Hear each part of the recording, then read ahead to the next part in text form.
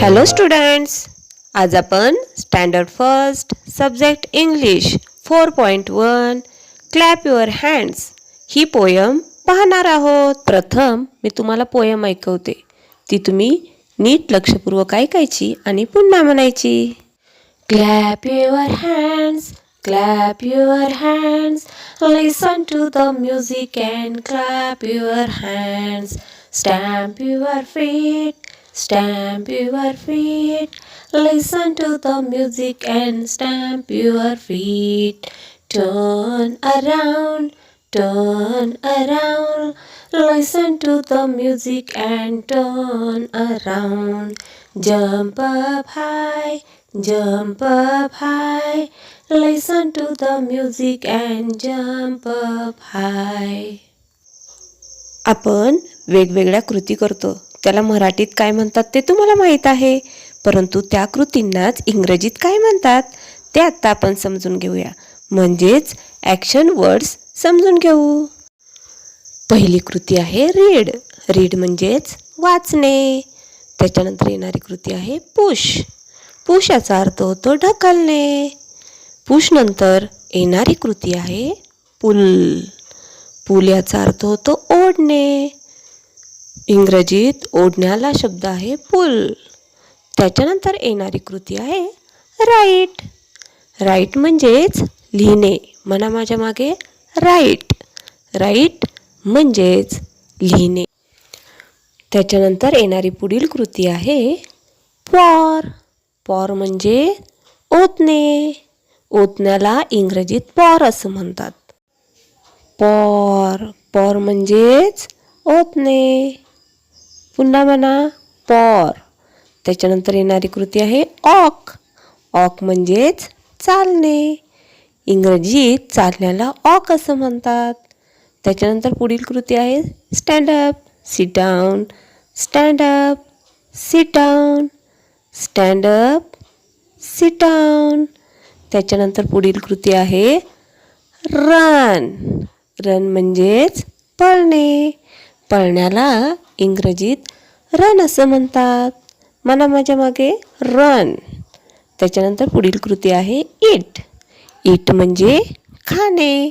खाण्याला इंग्रजीत इट असं बोलतात. आणि हो, पिण्यासाठी इंग्रजी शब्द आहे ड्रिंक. कोणतीही गोष्ट आपण जेव्हा पित असतो तेव्हा त्याला ड्रिंक असं बोलतात. ड्रिंक म्हणजे पिणे. जेव्हा आपल्याला जांभई येत असते त्याला शब्द आहे यॉन. आणि जेव्हा आपल्याला झोप येते तेव्हा शब्द आहे त्याला स्लीप. आणि जेव्हा आपण झोपेतून जागे होतो त्याला शब्द आहे अवेक. काय शब्द आहे? जागे होण्याला शब्द आहे अवेक.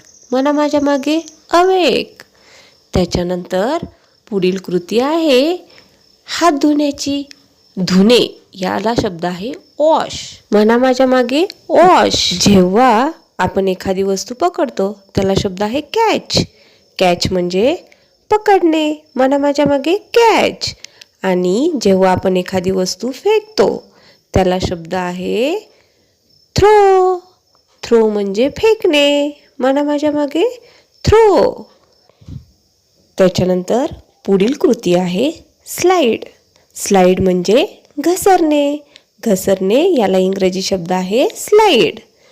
त्याच्यानंतर पुढील कृती आहे जंप. जंप म्हणजे उडी मारणे. म्हणा माझ्या मागे जंप.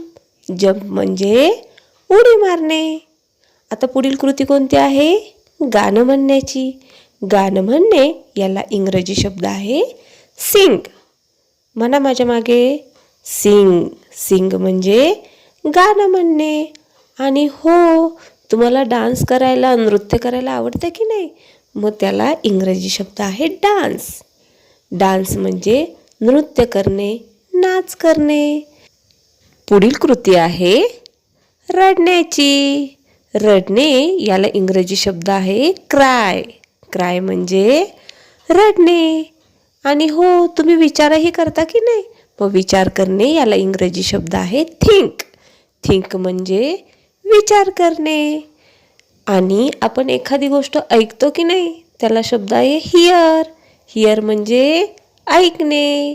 पण एखादी वस्तू पायाने उडवतो किंवा लात मारतो. मग त्याला इंग्रजी शब्द काय आहे तर किक. म्हणा माझ्या मागे किक. किक म्हणजे लात मारणे. मुलांनो, तुम्ही या ॲक्शन वर्ड्सचा सराव करा आणि हो, लक्षातही ठेवा बरं का. चला तर मग पुन्हा भेटू. थँक्यू.